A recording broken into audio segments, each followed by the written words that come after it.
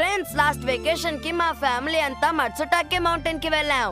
అక్కడ మేము tasty food తిన్నాం. స్టీమ్డ్ మష్రూమ్స్, గ్రిల్డ్ మష్రూమ్స్, ఇంకా మష్రూమ్ రైస్, మష్రూమ్ సూప్, ఇలా ఎన్నో టేస్టీ డిషెస్ ని మేము రుచి చూసాం. మొత్తం 6 రకాలు అనుకుంటాను. నాకు తిని తిని కడుపు నొప్పి వచ్చేసింది తెలుసా. వాటి ఫ్లేవర్ కి ఎలాంటి వాళ్ళకైనా నోరు ఊరిపోతుంది.